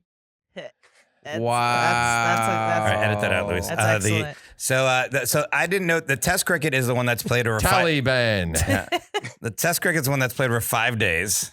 And so I get it now. You have to. A ban of tallies. Tallies is when you count up numbers. That's really good. They're having a Taliban. Wait, really quickly before you go on, one thing worth mentioning, because we're talking about Afghanistan, we did a terrorism episode recently and we recorded it before all of the shit went haywire in Afghanistan. We got a lot of shit for that, guys. But, we did? Yeah, but we recorded it before. What does it matter? Terrorism existed before. Terrorists still exist. No, I know, because it came, like, our episode came out that same week. So like, why didn't you mention this? We're like, we recorded. No, we recorded. Yeah, Like, hopefully cricket still exists next Tuesday. Yes. Yeah. We'll see. Irrelevant. So the test match is 5 days long. And I didn't know that the countries had to qualify for the test match. So Afghanistan had qualified and now they probably. Yeah, not qualified. Qualify is how a proper sport would work, right? Yeah. Cricket basically makes you be good at it for generations. Like Sri Lanka basically had to wait about 50 years to play test cricket, despite the fact that the entire island is obsessed with it. I think they've won like a handful of Olympic medals. They basically love cricket. And cricket went, yeah, we'll wait until we think you're good enough. Doesn't matter that you've beaten a bunch of teams. We're just going to wait for a long time. So it's not about qualification. It's like trying to get into a private men's club, essentially. And you wait and you wait and you wait. And then eventually, your mate has to let you in. That's how Afghanistan got membership. Same with Ireland. Soho House. If you quiz me on what countries had their best players and all that, I know all that stuff. No, we're not quizzing you on that. Brian Lara, West Indies. Sachin Tendulkar, India. Biggest event in cricket, Jim said the World Cup, but the biggest event in his mind is the Ashes. Yeah, I mean, again, cricket's complicated. The Ashes is probably historically the biggest event in cricket. He's right there. But the World Cup is now massive. And India, like I said before, if India play Pakistan, that's in the Ashes, you might be annoyed because like your Facebook friends are going to abuse you if they're from England and you're from Australia and you lose. That's not quite the same as Hindu terrorists digging up the pitch so they don't want Pakistan to play there. That's not quite the same as banning your country from playing Pakistan because of Muslim extremists and those sorts of things. So it's probably India-Pakistan is, you could argue India-Pakistan is the biggest single sporting event in the world. It's just that they don't play very often. They only play at World Cups, which are pretty big events to begin with. Mm-hmm. And so that's probably the biggest sporting event now. But, when Jim was growing up, definitely it was the Ashes. I know I've told you the story in private, but have I ever told the story on the podcast about when Australia lost the Ashes and we also lost the Rugby World Cup in a space of a couple of years? Okay, so I was living in England doing me stand-up comedy. This is in the early 2000s, and Australia had lost the Ashes. It was probably arguably the greatest Ashes series ever. It went back and forth. Shane Warne was at the end of his career and was bowling fantastic. The War Brothers. It was just a good time for cricket. Anyway, Australia loses the Ashes. England hadn't won the Ashes in for fucking ever. Australia had been dominating them, and they'd won the Ashes. A couple of years earlier, or maybe a year and a half earlier, England had won the Rugby World Cup. They had beaten Australia. They had a guy called Johnny Wilkinson who kicked a lot of field goals and all this type of stuff, right? So England were on a high. They never won anything. They've won the World Cup in rugby. They've won the Ashes. The year after those Ashes, my life became a hell because whenever I walked on stage, I wasn't famous or anything. I'd walk up, they'd go all the way from Australia. In England, they'd go all the way from Australia, please welcome Jim Jefferies. And I would just have people yelling, the Ashes! The Ashes! And they're like, Johnny Wilkinson! I'll say this about the Brits. They're the worst fucking winners that have ever fucking lived, right? So my life was, and I'd gone out, I was in London, I'd maybe done 4 gigs earlier that night. I got to my last gig and I was like, I can't fucking deal with this anymore. I just want an easy show. So I said to the MC, I said, when you bring me on, please don't say I'm Australian. I just want an easy life. Don't say I'm Australian. Just say all the way from New Zealand, right? Don't mention it, right? So they went, you became New Zealand? I became the country you hate. Yeah. I don't. It's a bit of fun I had with the New Zealanders. They'll understand it eventually. It's complicated words. Anyway, so I go, just tell them I'm from New Zealand, right? So they go, please welcome all the way from New Zealand, Jim Jefferies. So I walk out. I'm having a lovely gig. It's going fine. I'm maybe 5 minutes in. No one's yelling out the Ashes. No one's yelling out the rugby. It's all good. There's this burly fucking fella, big bloke, sitting about 4 rows back. And he's getting angrier and angrier as he's listening to me do stand-up. I'm like, oh, this guy's not enjoying my voice. And then he just stands up and he turns to everyone and he's a New Zealand bloke. And he goes, he's not from New Zealand. he's an Australian. And I'm like, oh, shut up. Don't. Then not only was I an Australian, but I was a lying convict fucking Australian who had denounced my country, and I got booed off. Fucking booed off.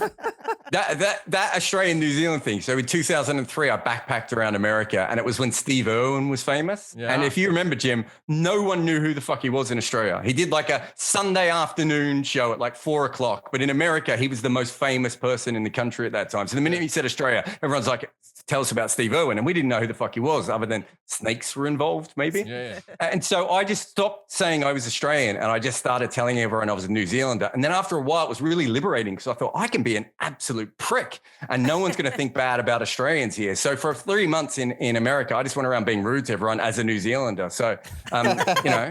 A lot of Americans during the beginning of the Iraq War used to travel around saying they were Canadian. I fucking saw it. Yeah. That's a thing too. Lumpy Stevens. There was a mate of Jim's. Used to fuck around a lot. Had a lot of warts. Yeah. Oh, Lumpy. Lumpy was a big fat bloke. He played for the Earl of Tankerville's side.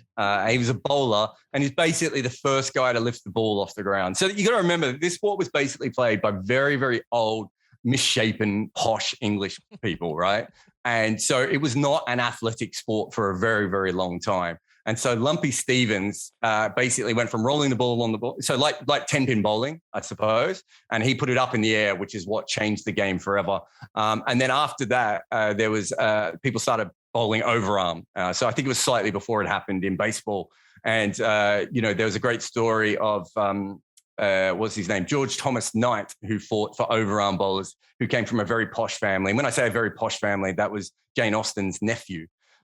So Lumpy Stevens and George Thomas Knight basically changed cricket by fighting the big fat rich blokes and saying, why don't we make this an actual sport rather than large men rolling the ball to each other? Okay, so one of the things with bowling is your arm has to be straight when the ball is released from your hand, right? So there is a theory that you can bowl underarm. Everyone bowls over. You never need for Tommy John surgery because it's a more fluent motion. They sometimes throw their shoulders out, but never their elbows, you know? And so they do that. There's some people who do it so fast that they might see a kink in the elbow and they're called, like, he's a chucker. That's what they call them, chuckers. If they fucking like that. But there was a famous thing in the 80s where the Australians were down, and I have to mention this. You know I have to mention it, right? Yeah. And we were playing New Zealand, and I think they had to get a 4 or a 6 on the last bowl, the Chappell brothers.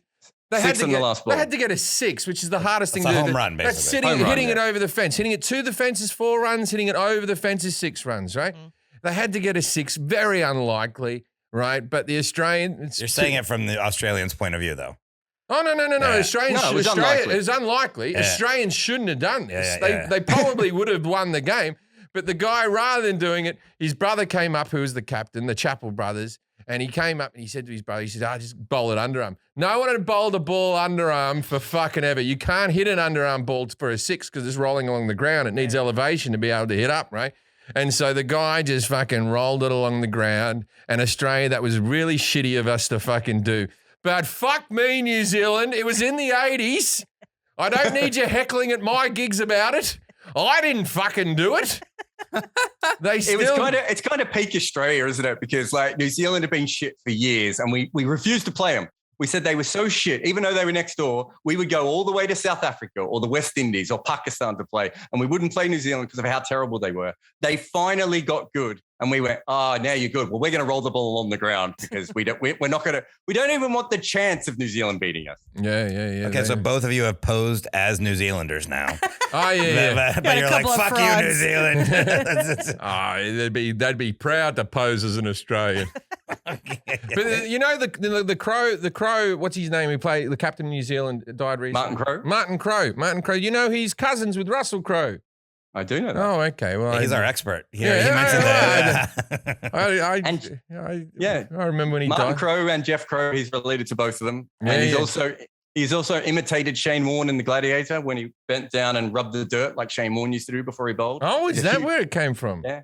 There's shitloads of Hollywood crossover when it comes to cricket. Hugh Jackman once funded a cricket documentary, and there's certainly been lots of cricket. Boris Karloff used to be a wicketkeeper for the Hollywood Cricket Club. Oh, right. Hollywood Cricket Club. You should join the cricket club. Yeah, I wasn't good at it as a kid. Why would I take it up? You asked me to play softball. I'm scared. Yeah, well, you're pretty good at that. Yeah, I'm still going to give it a go one day. Jim said there are cricket leagues. They don't get paid as much. Women's cricket leagues. Sorry, they don't get paid as much.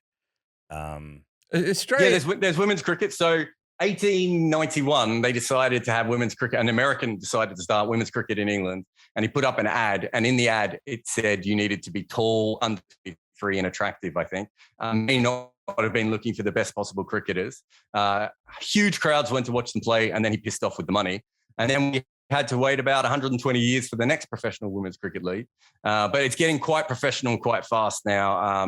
They're still not getting paid a lot of money, but some huge viewing figures. I think there was 86,000 people saw the last Women's World Cup final, which is, I think, the second or third highest crowd ever for a women's sporting event. So women's cricket has got very big, very fast. But it's kind of weird because, cricket and tennis are so related in that, posh people wear them and they share the same sweaters. And yet women's tennis has been good for quite some time and women's cricket, not so much. I was joking about the pay thing. Women's cricket is actually pretty good. I remember when I was a kid, the lingerie league, remember that? That was fucking... Well, I was going to say, have you tried putting them in bikinis? Yeah, it was like Foxy cricket. And they were out of lingerie, no pads, unless that was that time of the month. They did that. Oh my God. They did that for... I'm sorry, everyone. I try not to do these jokes anymore, but they creep up. They're It's always... okay. It's okay. Women have periods. Yeah, you can talk about it. Because the leg pads, they're called pads. It was a very good joke. No, it was a good joke. No, there was no lingerie cricket. I made that up. But they had lingerie football, though. They had lingerie American football. Oh, no, they did. That's where I got it. That's why I thought you'd believe me. Okay. Yeah. They made the women's cricketers wear skirts for ages, even though they had to put their pads on, which must have been incredibly uncomfortable. And now they just wear trousers. Yeah. So it's, it only took up, as I said, 120 years to catch up. Yeah, they're almost there. Pretty standard. A century is 100 runs and an inning. It's not an inning, right? It's called, what is it called? Innings, always plural. There's a great video of Innings Price on the internet explaining to Americans about cricket, and in it he's very, very particular about innings. You can't say inning. But this is a thing for Americans. How do you score 100 runs in an inning? That's where I think people's brains start to warp. Is like baseball. People have scored 300 and 352 or something. What was Mark Taylor and Don Bradman? He retired when he got to the same score as Bradman. Yeah, but Brian Lara scored 400, so that's the record. Okay, so 400. But I'm just saying, so in American baseball, you can hit a home run, and if there's 4 people on base, you can get 4 runs. And cricket, I don't think what Americans understand is you just keep. Oh, yeah, that's what I was wondering, because you're talking about a home run being 6 points. When you hit your 6 runs, that your go isn't over. You still keep going. You still keep going until you're out. Yeah. Does that explain it a bit better? Is that the best way of putting it? Until you're struck out, but it only takes one delivery to be struck out. I don't even know if struck out's the right thing because there's no ball. There are balls, but that's going to be too much to explain to you. If someone catches the ball, you're out, right? In the air. Yeah, if you're caught, if the ball hits your stumps, you run out. There's a few different ways to go out. So baseball, but you might be able to bat for 3 days. Until they actually dismiss you, you don't have to leave. And there's also, you can just say, oh, I've had enough now. Okay, I was going to say, can you choose to leave? Because that sounds awful. You can retire. Okay. And just go, oh, that's enough for me today. Why would you do that? Why would you keep because it's a 5-day game, and so you got to get the other team out for both of their innings as well. Yeah. Plus lunch. So otherwise, if you don't get the other team out, it ends in a draw. So you don't want to be out there. Let's say the other team still has their second innings left to go. You don't want to stay out there and go, but I could get to 600 here. You want to go, we have to have enough time to get them out as well. So you want to give yourself a big enough lead with enough time to get them out. There's a lot of tactics. That's what I'm saying. Managerially, the game's very complicated with fielding and this and that and when to retire and when to quit and when to put your foot on the accelerator, when to take it off a little bit and just back. So sometimes you'll be rooting for a draw, right? Sex on the game? No, I'm trying to say things for Americans. Rooting in Australia means fucking. We've gone over this. You'll be fucking for a draw. Jarrod, is Don Bradman the greatest athlete to ever live? Jim says so. I believe so. All right. So Michael Jordan averages 30 points a game, and that's what a great player in the NBA essentially does. So in cricket, a great player averages 50 runs with the bat. So you can obviously get people who average a little bit more than that. In Bradman's case, he averaged 99.94. So he basically averaged double what any other great player would average. So there aren't many greats in any sport who've ever managed to do that before. And 99.94 is so important to Australian society that the Australian Broadcasting Commission, the ABC, as we call it, is their postcode in every city, their PO box or whatever you call it, is 9994. So it's like such a spiritual number to Australia, although Jim did fuck it up before, but he's close. that it's part of broadcasting. And Bradman was, in the 1930s, obviously, Australia went through a bit of depression, same as the rest of the world. He's basically like the thing that brought Australia out of that. And was an absolutely incredible figure, despite the fact probably not the nicest guy in the world, but he was so good. And he was the first sort of undisputable great that Australia had ever had. And then he was, as Jim said, arguably the greatest athlete that has ever existed in any sport, despite the fact that he was only a little fella and skinny. Yeah, so this is one of the things about cricket. Similar to that of baseball, there's a lot of mythology, your Babe Ruth and your Donald Bradmans and all what the magical things. Don Bradman, I only read a few books in my fucking life, but I read a biography of his life, and he was like he could have been a world champion at snooker. He was the number one squash player in the world while he was doing it. He used to practice by getting a golf ball and a cricket stump, so it's a little round bit of wood, hitting the ball against a corrugated iron fucking round tank. So circle and curved, right? And you just hit it back like that. His hand-eye coordination was so fucking good, it was off the charts. And as they said, just a little tiny fella, maybe 5'6" or something. Yeah. I mean, he didn't look like an athlete. Like if you put him next to the other greatest athletes in the world. In fact, there's a photo, him and Babe Ruth met each other. And Babe Ruth looks like he's about to eat him, if we're being honest. And he did. And that was the end of Bradman's career. Wait, he said he wasn't nice though? Oh, he was a bit of a grumpy old cunt towards the end. They did a documentary when I was a kid. I wasn't asking you. And he was about 86 years. Asking our expert. Yeah, but he was about 86 years old, and they did this Don Bradman, 86, not out, or something like that. And he just seemed like a bit of a grumpy old fella. But I don't think he ever.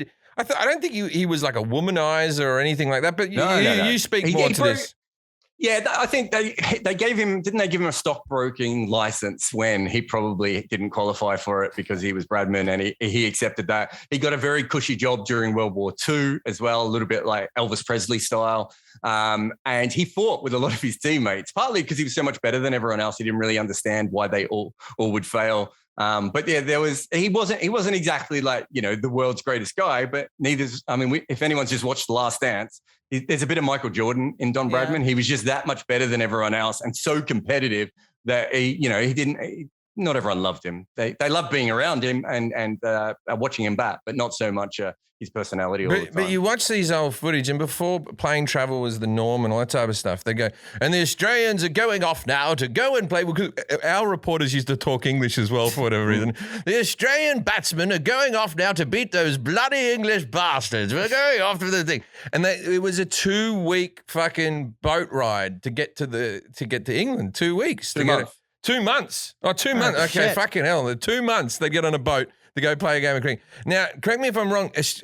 I remember this from the book. He invented one-day cricket one day because they were going to play a test cricket. Maybe it was rained out. He decided to give the crowd something to watch for a day. So you get 50 overs, we get 50 overs, and let's do one day just to entertain them. Is that a true story? I mean, he was part of the decision. Yeah, I wouldn't say he invented it, but yeah, he was there and he decided that, I think it had already existed in domestic cricket, as you were talking about before, but he was the one that was like this. So cricket is like baseball. You can't play it when it rains, but cricket is played on a live surface. So if it's wet, it becomes really dangerous. Jim was talking about before, like how much he used to shit himself when he played. Now imagine you've got someone bowling at 100 miles an hour at you, but on a surface that is grass where there are big dents in it. It's not a safe thing to be able to do. And so they couldn't play this game. And he just went, let's just shorten it and see how we go. And that is what the World Cup is. So it basically came out of that one decision. Here's something that people not understand about cricket in America. So in baseball, you hit the ball over the wall. People get to keep the ball. Cricket has a thing where you really keep the ball for a certain amount of time, and as the ball gets weathered and old and gets rubbed on one side, they're always rubbing on their pants to make one side shiny and one side rough. The ball starts to slow down. At the beginning of the day, it has a lot more bounce, a lot more speed. Then you bring your spin balls in. There's a lot of tactics with the age of the ball. And also because the surface it's played on is basically just rolled dirt where they roll over it all the time. Over the course of the game, they'll start to have cracks in it. And so you go, oh, you want to have the spin ball aim for that crack because it might bounce. And I'll tell you why. Now, when I was a kid, the fucking commentators used to come out and do a pitch report, right? They'd go out and they'd have a look at it. There'd always be a bloke. Who is the South African fella? Tony Gregg. Tony Gregg would come out with his keys and go, look at it here. You can put your key in there. That's a big crack, right? And we'd all watch that go, whoa, buddy, that crack's the size of a key. That's going to cause some trouble. I forgot this question. You said 100 miles per hour is the fastest cricket pitch. I said 96. I knew I was said 96. He wasn't far away. It's 100.2 miles an hour. I mean, in cricket, well, it depends on the country, I suppose, but most of us would say 161.3 kilometers. Was it Rod Marsh? No, Rod Marsh was the wicketkeeper. You're thinking of Jeff Thompson. Jeff Thompson, yeah. Sorry. Yeah, no, Shoaib Akhtar beat him. So Shoaib Akhtar, who had this incredible hair from Pakistan, he's kind of more hair than man. If you want to have a look at cricket, just go to YouTube and put in Shoaib Akhtar and have a look at him. A beautiful specimen of hair and fast bowling, incredibly arrogant. Everything was about his appearance. He basically played cricket to see how fast he could bowl the ball. A magnificent human being. All right.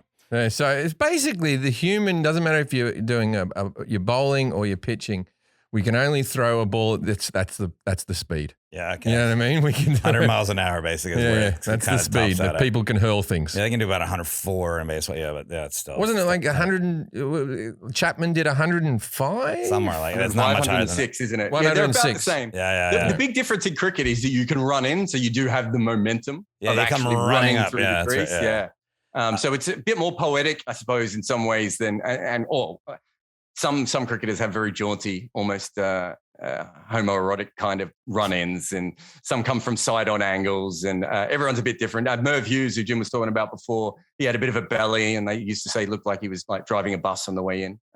Big fat guy that used to fucking frang the ball down at him. He's great. I love Merv Hughes. The Nelson, we didn't even talk about. Is that like the thing with the unlucky number? Is that all related? It's a stat, the Nelson something. I don't know.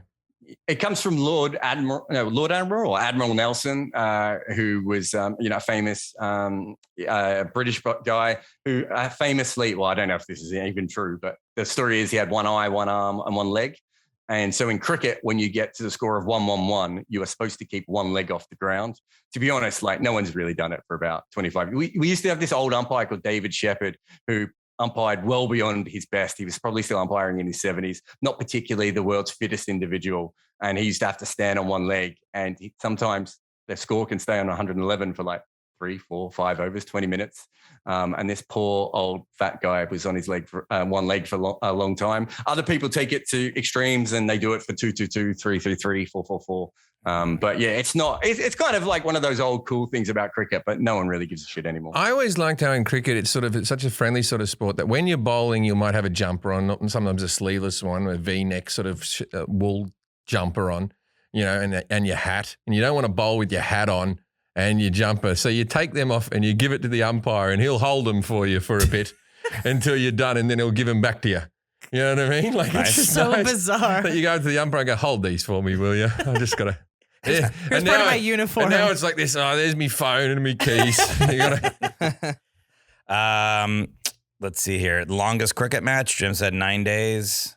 He was amazingly spot on with that. I didn't think he'd get that right, but that was a beautiful call. 9 days. So I think there's been 2 9-day test matches, which I know sounds ridiculous if you don't understand cricket. But they do sleep, for everybody that doesn't know. Oh, they go home. Yeah, they used to have rest days in the middle as well. Like sometimes you would have a rest day in the middle because you need to rest. They only play between 6 and 8 hours depending on the particular game in a day.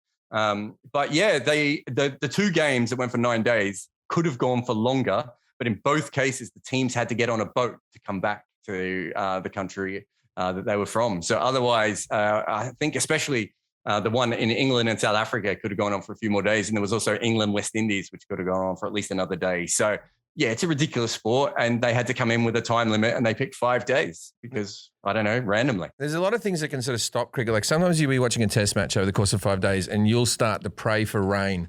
You're like, oh, it's got to rain one of these days and we can get a draw or something like that. And then it doesn't just stop for weather. It can also stop for bad light, because most of the stadiums don't have the bad light. So there was Australia was playing England in the Ashes series that I spoke about, the Ashes series in the early 2000s.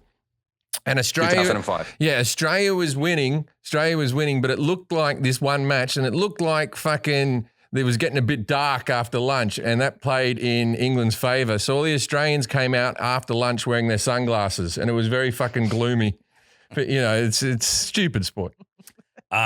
America and cricket, is there any history here, or is it becoming popular, or what's going on here?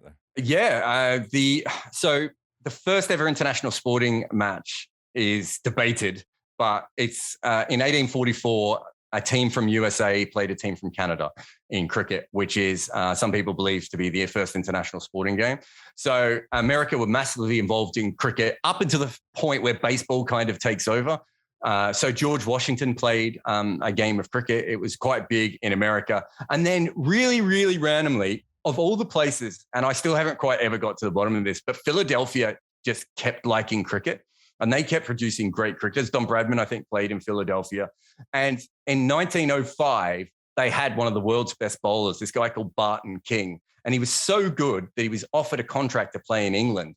But to be able to play in England, you had to be born in the county because they had very archaic old rules.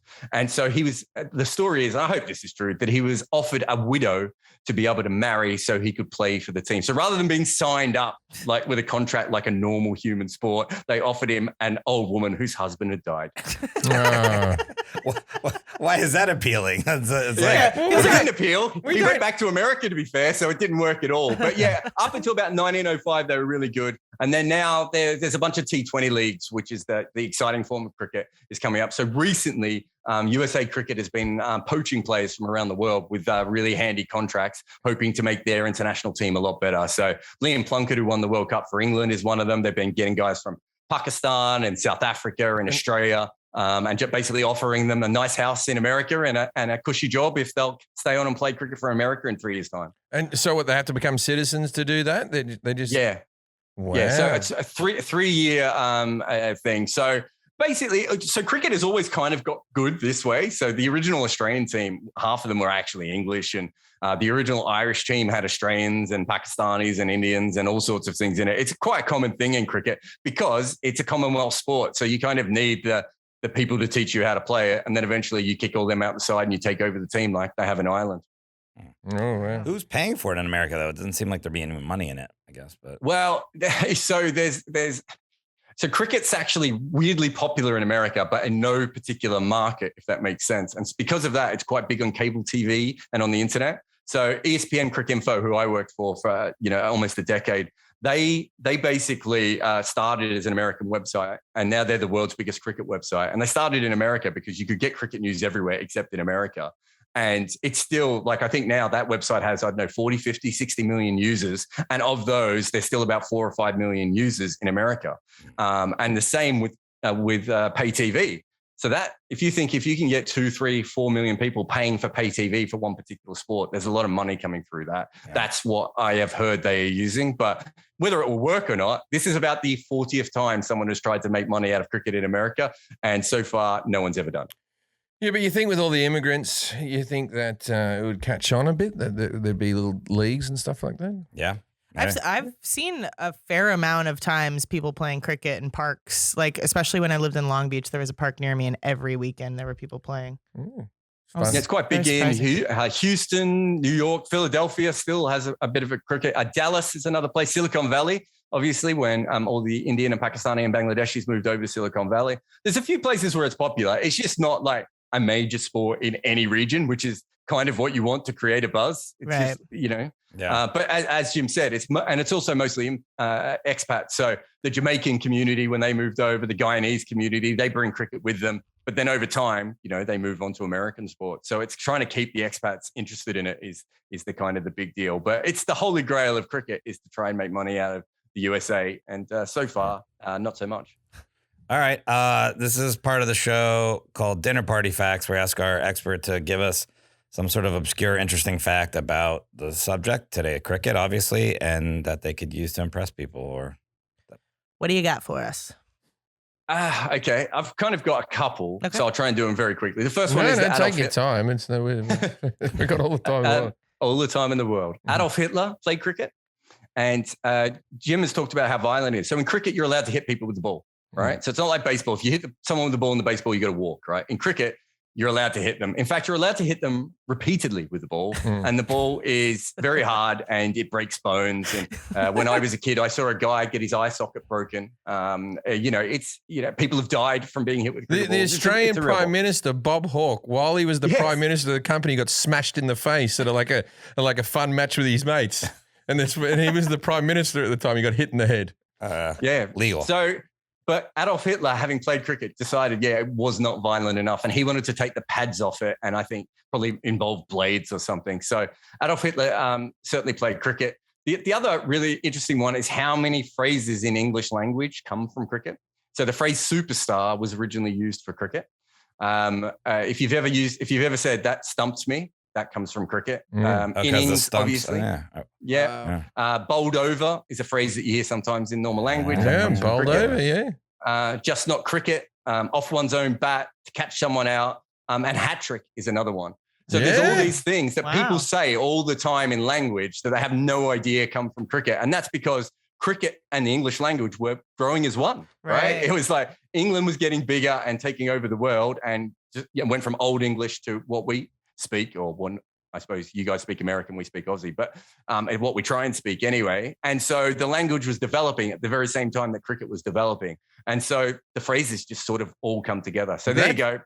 Hitler played cricket, and you probably said something to do with cricket and you had no idea. That's a good one, because I always assume, because I know a hat trick in cricket is getting 3 people out and 3 balls, right? That's a thing, right?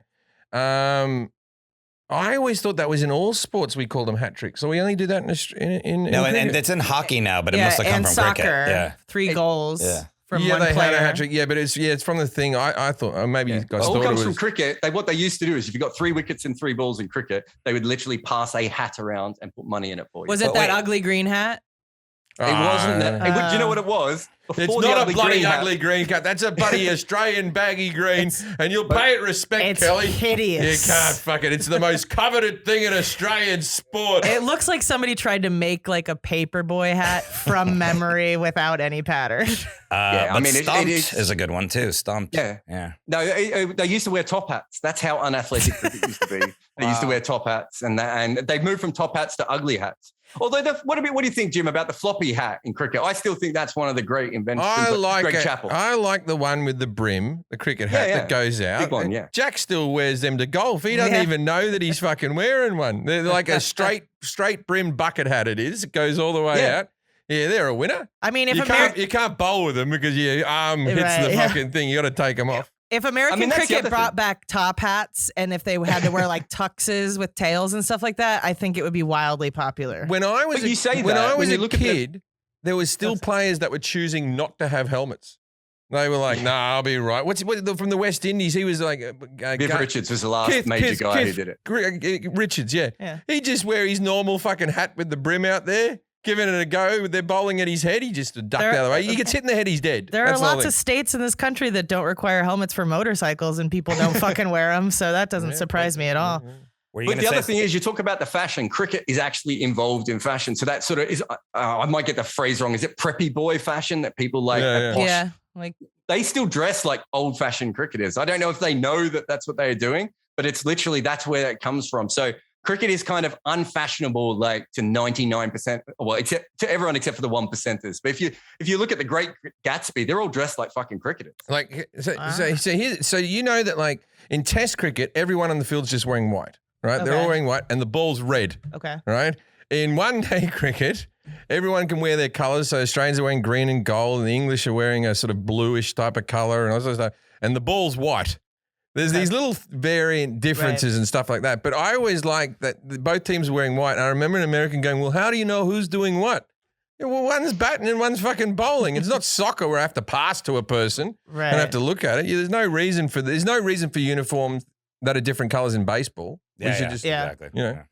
All But right. top hats would be good. Yeah, top hats would be Bring those good. back. Then you can aim at someone's head. You think they have a very long head. Yeah. Maybe it's like skin tight, that top head. Or maybe they're hiding like a squirrel or If something. you knock the in hat there. off, that's the point. Oh. And then you go Hat trick. Run. Then Hat you go trick. hat trick, and you're not going to pull out a rabbit. Hat trick. All right, Jarrod Kimber. Again, go to his YouTube channel, Jarrod Kimber, or his podcast, Red Inker with Jarrod Kimber. It's a cricket podcast, correct? And Twitter and IG, it's Jarrod Kimber, and we'll put that all up there for people to see. And it's JarrodKimber. And thank you for being on the show. Yeah, Thanks thank for having you. us on, man. I think the Americans know more and less now. That is definitely true. It's very hard to explain. Very hard to explain. Ladies and gentlemen, if you're ever at a party and someone comes up to you and goes, "Cricket's not popular in America," you go, "Well, I don't know about that," and then walk away to Silly Point. Good night, Australia.